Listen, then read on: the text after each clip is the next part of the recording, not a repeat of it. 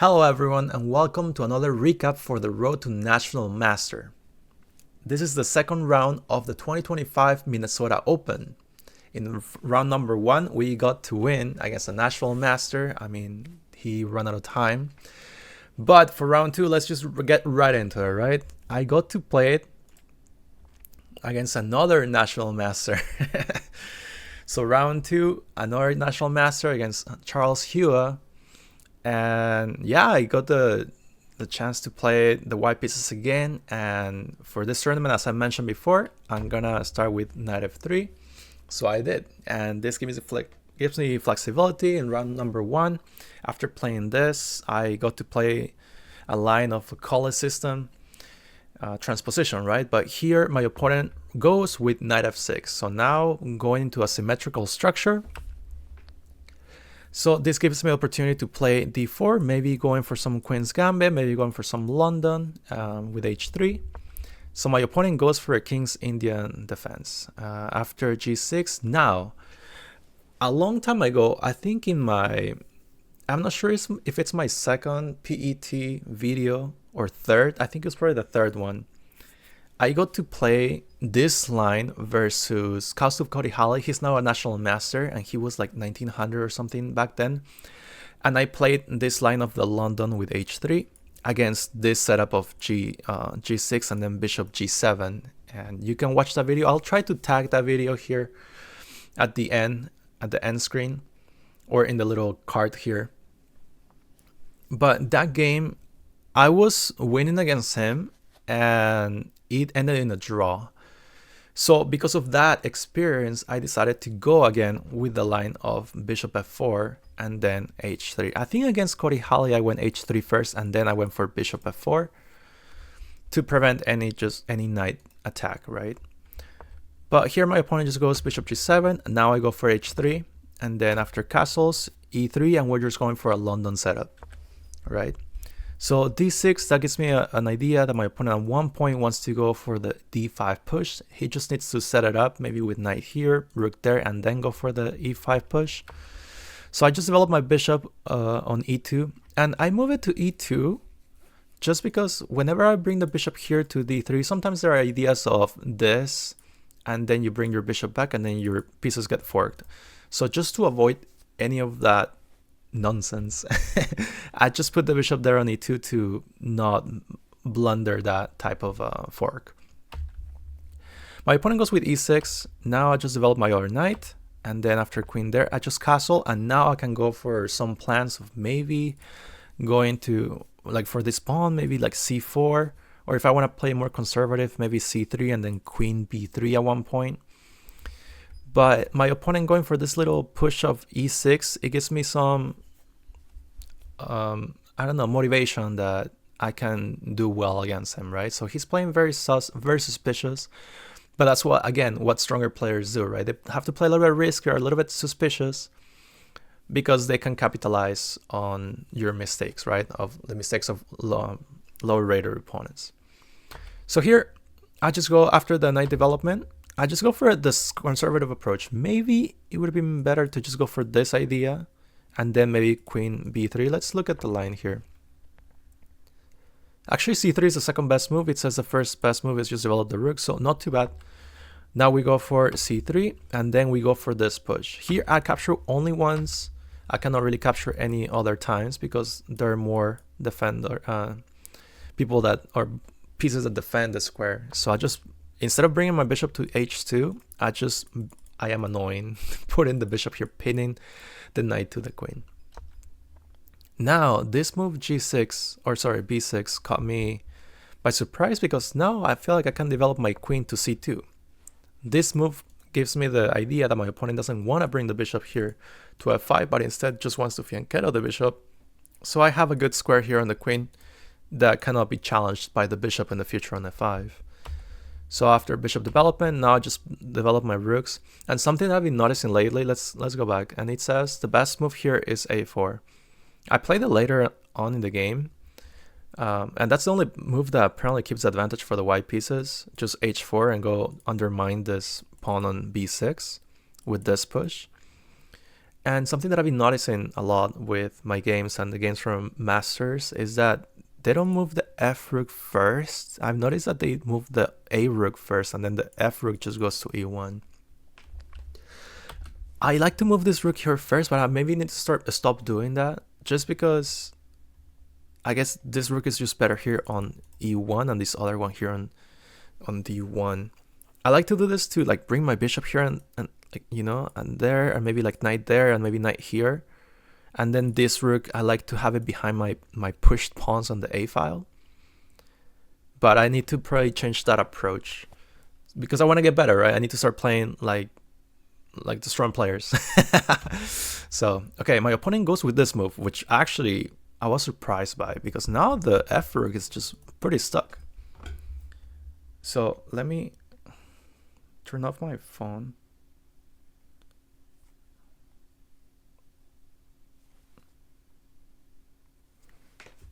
Okay, sorry. Okay, so rook there on E8, and then I go for the A4 push. So A4 push, and now my opponent attacks my bishop here on G5 with a pawn push. I just want to be annoying. I don't want to capture that knight, right? So capturing this knight, I don't think it would be that great because now it's giving some advantage to the black pieces. They can just capture back with a knight, and they have the bishop pair.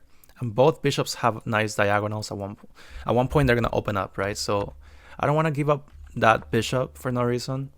If it's not too that much of pawn structure, I mean, if it's too that much of pawn structure, yes, I want to trade that bishop. But if it's just going to be an equal trade for them, it's actually better for the black pieces or whomever has the bishop pair. So bishop there, my opponent stops my A pawn, and then now I develop my bishop to C4. And my plan is, let's say my opponent misses this move. Now we have an attack here. We can just capture this G6 pawn just because the F pawn is pinned to the king because of the bishop on C4. So just trying to be a little bit tricky. I'm not saying that my opponent is going to fall for it because he's a strong player, but it's nice to have those ideas, you know, to put some pressure on your opponent, right? And then my opponent just moves the king to H8, and I develop my knight, or underdevelop my knight, because I guess I wanted to avoid this. To be honest, I didn't have to do anything. Maybe just develop this one to, I don't know. It says like E4 is the best move.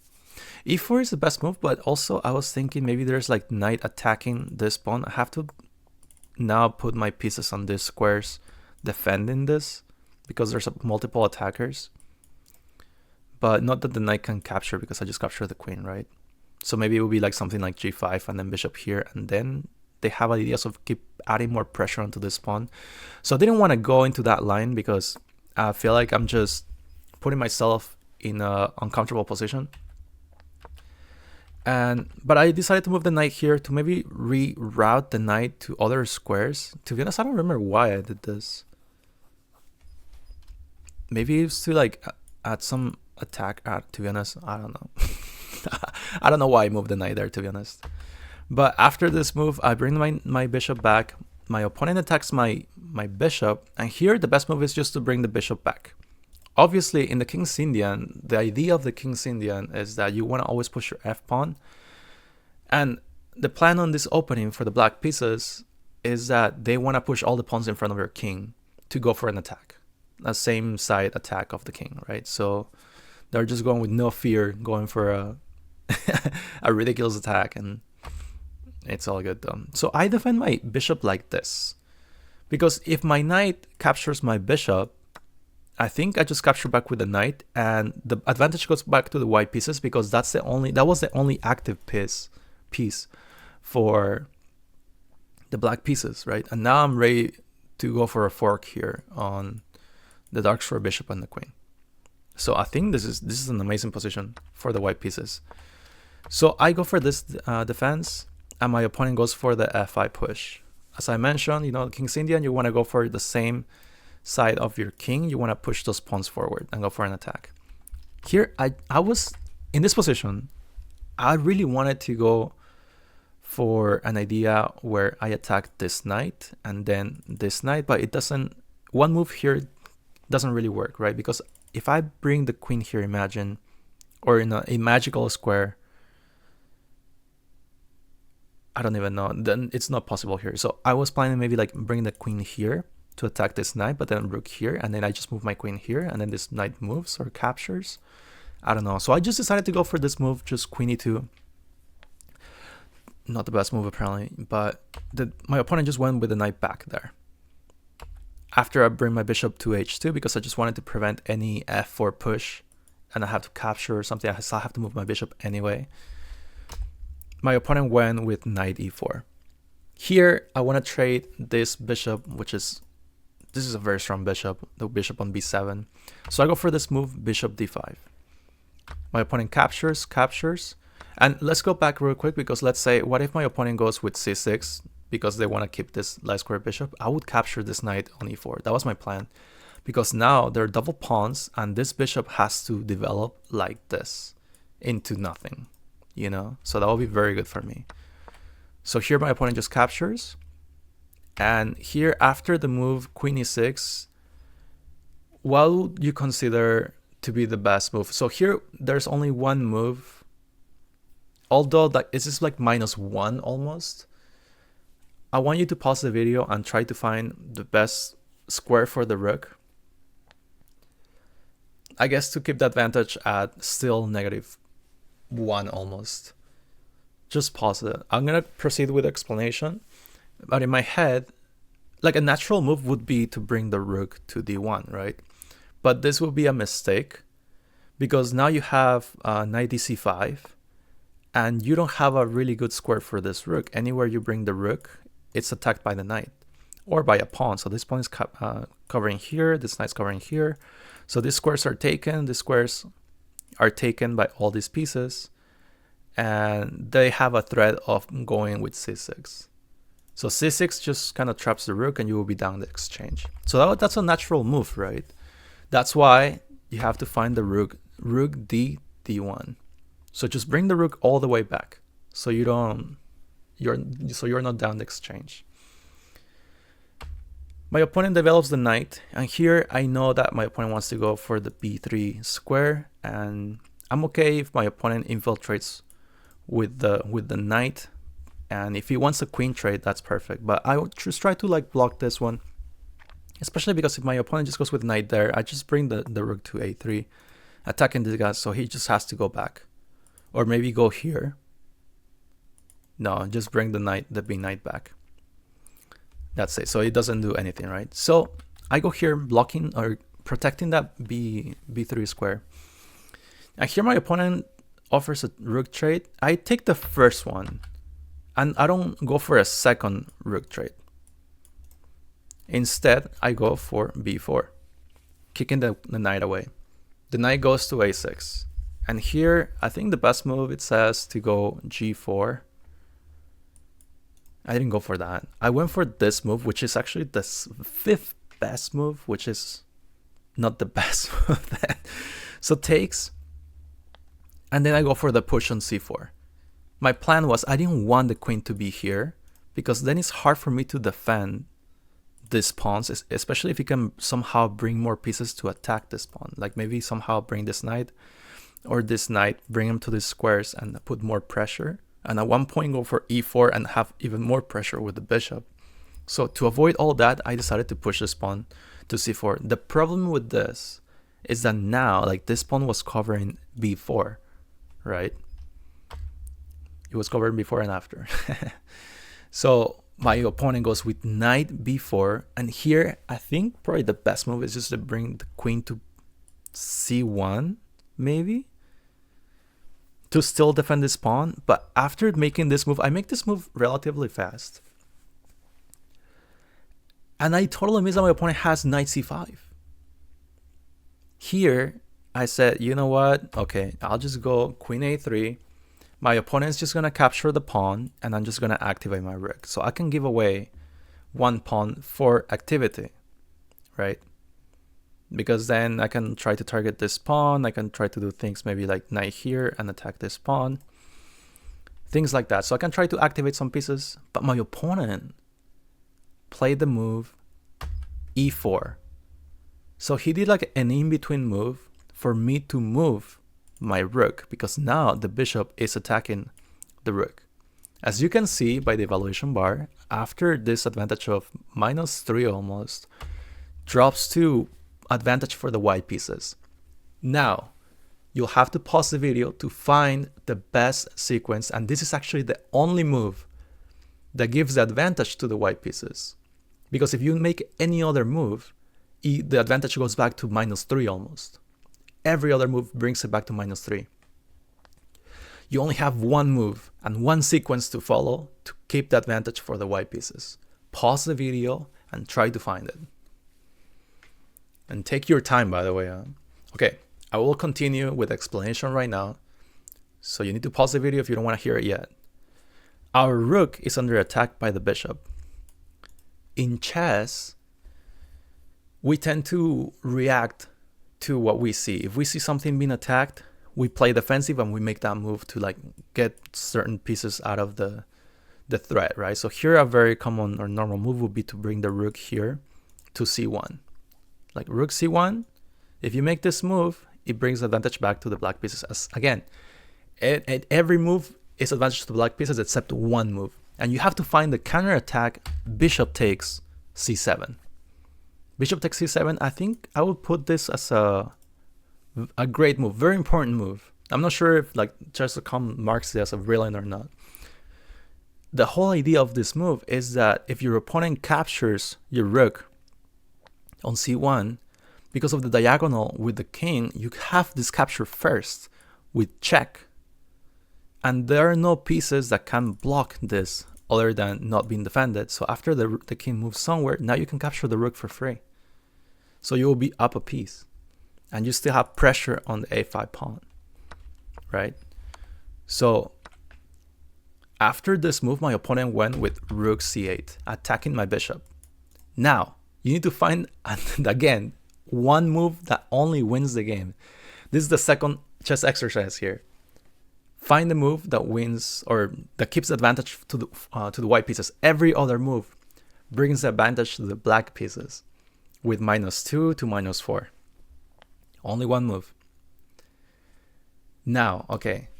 Again, our rook can be taken, but we come with check, right? So you have to find this move. Bishop takes a5. If our rook is taken, again, we capture with check, and after the king moves, we win a piece here. So we have 3 pieces, and they have a knight and a rook. So that's great, right? You need to find that move. So after this, now the tables have turned, right? And it's nice because all these squares are covered by our knights. And now the knight is under attack, right? So they cannot go with knight d3 in this case, because now you would capture this knight with the bishop. And if they capture back, you can just capture, and then you are up. Oh wait, sorry. Oh, I'm sorry. You cannot do that. Okay, I forgot. Never mind. Let's see if this happens. Wait, what happens if this happens? Let's check it out. It says, so what if, okay, if this knight takes and you have to go rook b1. Yeah, rook, okay, never mind. Rook b1. So we're still playing chess. And we are up some material. We're up some material because we still have the pawns, and after this one, you can just take this like this, and you have a passer. So yeah, that's actually very nice for the white pieces. Okay, I would have taken my time to like find this idea. So I kind of forgot about the bishop attacking the rook. So here my opponent goes with knight b3, right? And here it says that knight takes d3 is the best move. I went for one of the best moves, not the total best move, but I went with bishop c3 to get rid of that dark square bishop. My opponent captures the pawn, and now I just capture the bishop with check. After my opponent captures the bishop, I have an in-between move attacking the queen with tempo. Because my opponent captures this knight, I just capture the queen. So my opponent moves the queen, and I have queen c3 check to try to activate my queen. Maybe I have some ideas of already capturing this. This is probably the better approach. This is probably better. So if here, let's say, if pawn takes, I just have a5. I can start pushing this pawn forward, yeah? I can start pushing this pawn forward. I can start just pushing all these things forward. Maybe that would have been a better approach. Yeah. And my plan will be to just keep the knight there, blocking the pawn from moving. Okay. So I give a check, and after this move, we need to find one of the moves that apparently it's like a couple moves. The best move is knight takes knight, and then after knight here, now you can move your queen somewhere. I didn't go for the best move, but I went for the second best move. And the second best move here, you can still pause the video if you want, but just be careful, because if you push the pawn forward, you can fall into a little bit of a trap here, because now your opponent has knight takes e1, and after rook, here you have to push the pawn forward. Apparently, it's crazy. But if you capture the knight back on e1, now your opponent has a knight move on d3, attacking the rook and also attacking the queen. The rook is defended by the queen. So here you're losing material, and it's a big advantage to the black pieces. So here after queen c3, you need to find this move queen d4. Centralizing the queen. Remember that the rook is not protected by anything here on d8. So you're centralizing the queen, which is a nice move, you know. And your opponent doesn't have knight b3 because you have your knight still blocking the b3 square, right? So here, my opponent goes with rook c6. I push the pawn forward. My opponent goes with rook there, and now I just go for a queen trade. My opponent doesn't want a queen trade, and now it's attacking my rook. And then here I realize I have a nice move, just coming in hot with queen g8 check. My opponent doesn't have many squares, and I have an idea of, for example, if my opponent goes to f6, that's a huge mistake, because now I have knight c4. Knight c4 attacking the rook, and you're thinking, wait, the rook is hanging. So if my opponent here captures the rook on a1, now I win the queen with queen h8 check, and giving the check to the king and picking up the queen all the way in the back. And the rook is still attacked, you know? That's a little trap there that we have. So if in this case my opponent goes to h5, now we have huge ideas of giving a check and then winning some pieces here, right? So for example, maybe we have queen check here. If the rook protects here on g6, now we have, I thought we had something like this. Oh, because the rook is still hanging. Oh, wow. It's just knight f1. Oh, wow. Knight f1 to then go for knight f1 to then go for this check. So knight f1, let's say if the queen takes the rook. Now we have mate in 3. Now we have knight g3 check, king here. Oh, knight f5 here. And we have mate with the pawn. That's crazy. All right, that's crazy. Right, so my opponent, to avoid all this type of stuff, my opponent just went for the queen trade. He brought the queen to g7.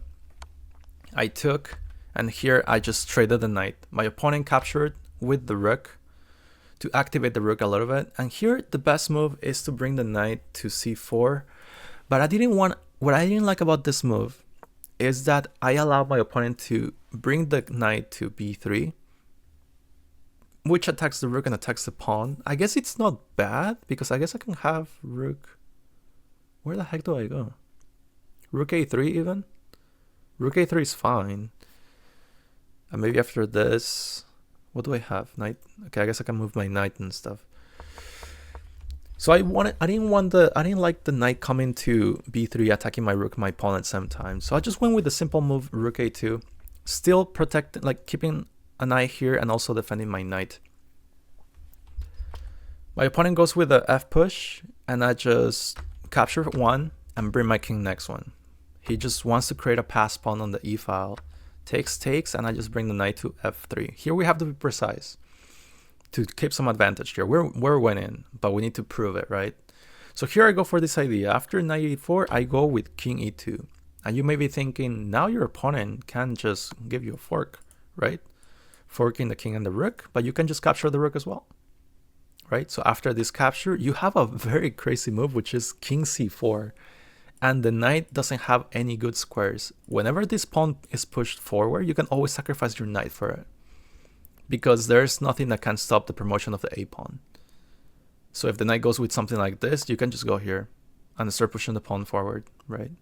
So knight here, just push the pawn forward. So your opponent doesn't have that. So after this one, they don't have the fork. And if your opponent goes to g3 with a check, you just capture the rook for free. So my opponent goes with rook c3, I'm not sure why. And I just bring the knight here. I was a little bit afraid of any knight check and then giving me a checkmate or something. What happens if I just push the pawn forward? It says knight g3 check. King, oh, king d1, what? And I guess if check, you just bring the king over here. Wow, I guess I shouldn't have been I should not have been afraid of that. I was scared, actually. I didn't calculate much. I was a little bit afraid of if this one, there's just checkmate in one. You know what I mean? So I guess I had to calculate just king d1. And after this, what do I have? Just king c2? Just king c2. But what about this? Oh, I just captured the rook. What am I doing? Yeah. Okay. Okay. I should have gone with something like that and make it simpler. I didn't think of king d1. So here my opponent just brings the rook, and now he has the idea of the fork for the 2 pieces because I cannot really attack the rook. So I just move my king to f3. There's a discover attack, but you just capture the pawn and there's no problem. Oh, wait, if the discover attack, I don't have to do anything. I just capture the knight. Yeah, what the heck? All right, yeah, I just win the knight. Okay, so after this, my opponent attacks my rook. I need to find the only move to keep the advantage, rook a1. And now my opponent starts moving the knight somewhere, gives me a check. I get closer to the knight. And then he gets there. I go with a7. My opponent goes with knight c7. Now, in a regular game of online chess, I would totally win this, no problem. And find, okay, so here you can find multiple ideas. Put in the comment section below, what's your better line to win this game? Literally any line works except the one that I played. So here, the simple move is just to bring the rook to c1. Bring the rook to c1, attack the knight, and nothing can defend this knight. Right? That's it. Where can the knight go? If the knight goes there, you just bring the rook here, and there's nothing that can stop or defend that knight. Right? So literally just do anything. So here in this position, I promote into a queen because I got excited. To give you some context, at this time, my opponent and I were very low on the clock. We had like only 7 minutes on the clock. And remember that we don't have increment, we only have a 5-second delay.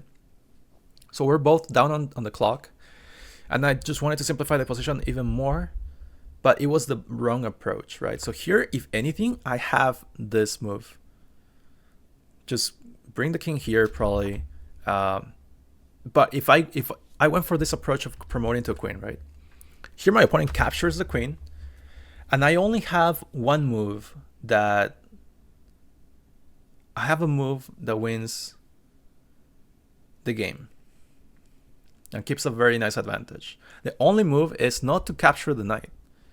The best move in this position is to give a check with the rook first on a7, and whatever the king moves, now you can capture the knight, because your opponent cannot attack the knight because you have... what do you have? You have some ideas of defending the knight somehow, or just keeping some advantage. After my opponent captured my promotion, I captured the knight and I threw the advantage because of the only one move that my opponent has, which is rook b1. Rook b1 is just a draw because now I cannot defend my knight because my opponent can always just push the pawn forward. And that's it. So rook b1. In this position, I realized that I messed up. I had the advantage. I threw the advantage. And I just captured the pawn. Because there's nothing that I can do. Because my opponent is just going to capture this piece. After my opponent captured the knight, he offered me a draw and I accepted. Because I realized that I threw the win. So I was totally winning against a national master, almost 2200 rated player. And it was not a good feeling, because I knew that I was totally winning, but I just didn't take my time calculating the win in this position. Any move wins. Any move is still like a lot of like advantage, +4, whatever, except the one that I did and the continuation that I did. Here, the only move is just give the check first, but that's a hard one to find. If it's hard to find, just attack the knight. The thing is, like, I couldn't even think clearly because my time was also low and I was getting nervous. So, and here, if you can think, if you go rook here and you think that they can defend this knight, they can't, because you have rook check both pieces. If they take here, now you promote into a queen. So it's all good though. My opponent offered me a draw here, and I said, you know what? Yeah, yes. Let's say I accept the draw because I messed up. But the good thing, the positive thing about this one is that we, or at least I, got to play against a national master, and I was doing really well. Finding the move of bishop takes here on c7 was such a good move that gave me the advantage back, and I played well the rest of the game, except finishing up a clean endgame, you know. So I need to work on that. I need to work on my endgames. I need to work on that. I need to work on getting my emotions together so that I can be precise, still precise until the end, you know. So here's a little reflection after the round for you. I hope you like it. Guys, dude, I don't know, man. Okay, so okay, let me take my breath here. So we beat a 2100 in the first round, and do you know what? We almost beat a 2200 in the second round, and you know what? Like, he even told me I got too excited and I totally missed the rook all the way down. I think rook b8 or whatever. And that's just a draw, right? But man.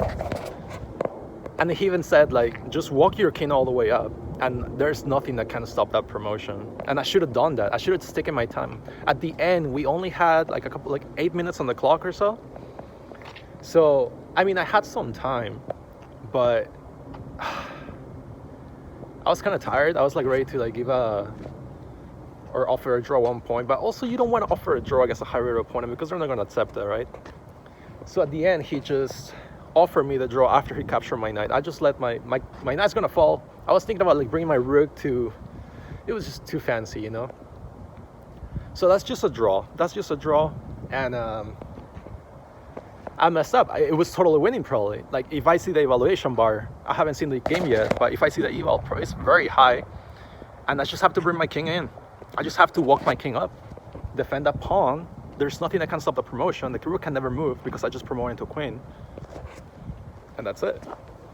But still drew against a 2176 or something, almost 2200 rated player. We're doing well, man. We're doing really well. Sir, hi. But yeah, we're doing amazing this tournament so far. So far, first round beat at 2100. Second round beating the 2200 rated player, bro. I can't even speak, man. Like, freaking still like kind of shaky a little bit. But still got the draw. So far we're doing well. Still got the draw. So we're gonna keep it up. We're gonna keep at it. 2 more rounds to go. After the next round, I'll be able to get some food.